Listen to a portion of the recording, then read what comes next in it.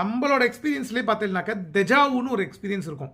உங்களுக்கு வந்து இப்போ வந்து சில டைம் வந்து நீங்கள் புதுசாக ஒரு இடம் போகிறீங்களே வச்சுக்கோங்களேன், புதுசாக ஒரு கண்ட்ரிக்கு போகிறேன், புதுசாக ஒரு ஃபாரின் கண்ட்ரிக்கே போகிறேன், புதுசாக அந்த இடத்துக்கு இப்போ தான் நீங்கள் ட்ராவல் பண்ணுறேன்னா கூட அந்த இடம் ஆமாம் இவாளெல்லாம் பார்த்துருக்கோமே, இதே இடம் பார்த்துருக்கோம், நம்ம இங்கே ஏற்கனவே இருந்திருக்கோம் அப்படின்னு சொல்லி தோணும் ஃபார் எ ஸ்பிளிட் செகண்ட். அது ஏன் அப்படின்னாக்க இந்த மாதிரி பல கலியுகங்கள் நடந்துட்டு போயிடுது ஏற்கனவே.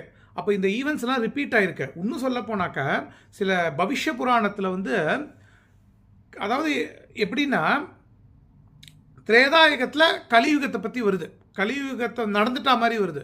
ஏன்னாக்கா இது வந்து cycle, time is not linear, time is cycle.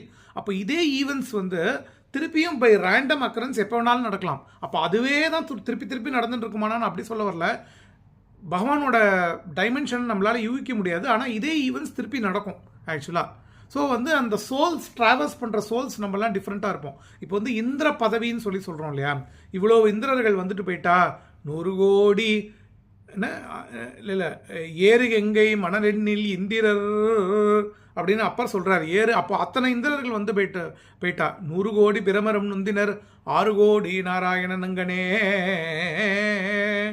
ஏறுகங்கை மணலெண்ணில் இந்திரர் ஈடிலாதவன் ஈசன் ஒருவனே. அதாவது காலபைரவரை இந்த டயத்தை கண்ட்ரோல் பண்ணுற காலசம்ஹாரமூர்த்தியை சிவபெருமான் வந்து எட்டர்னல்ங்கிறதுக்காக அவர் வந்து அந்த மாதிரி அப்பர் எடுக்கிறார். அப்போ என்னன்னாக்கா இந்த யுகக்கணக்கெல்லாம் நம்ம வந்து இந்திர பதவி பல இந்திரர்கள் வந்துட்டு போயாச்சு. அப்போ அடுத்த பிரம்மா வந்து ஆஞ்சநேயர் நம்ம சொல்கிறோம், பஞ்சமுக ஆஞ்சநேயர்லாம் இப்போ வச்சு வழிபடுறோம். அப்போ ஏன் அப்புறம் அதே மாதிரி அடுத்த இந்திரன் மகாபலி அப்படின்னா என்ன அர்த்தம், நிறையா இந்திரர்கள் வந்துட்டா இதே மாதிரி இந்திரர்கள் போயிருப்பா. அப்போ நிறையா ராமாயணங்கள் நடந்திருக்கு. அப்போ இதெல்லாத்தையும் நம்ம ஃபுல்லாக உள்ளே போனோம்னா நம்மளோட 3 டைமென்ஷனில் நம்ம பிரெயினுக்கு புலப்படாது. எறும்பு எப்படி நம்மளை கண்டிப்பாக புரிஞ்சிக்கவே முடியாதோ அந்த மாதிரி நம்மளால் இந்த ஈவெண்ட்ஸ்லாம் புரிஞ்சிக்க முடியாது. ஸோ அதோட அதை நிறுத்திட்டு அவளோட அந்த டெக்ஸ்ட்டை படித்து வால்மீகி ராமாயணத்தில் நம்மளோட பக்தி ராமர் இதை வளர்த்துக்கணுமே தவிர, இப்போ வந்து ரெண்டாவது வந்து சதமானம் பக்தினா என்ன, 100 இயர்ஸ் வாழறதுனாக்கா அந்த 100ங்கிறது ஒரு யூனிட்டாக இருக்கும்.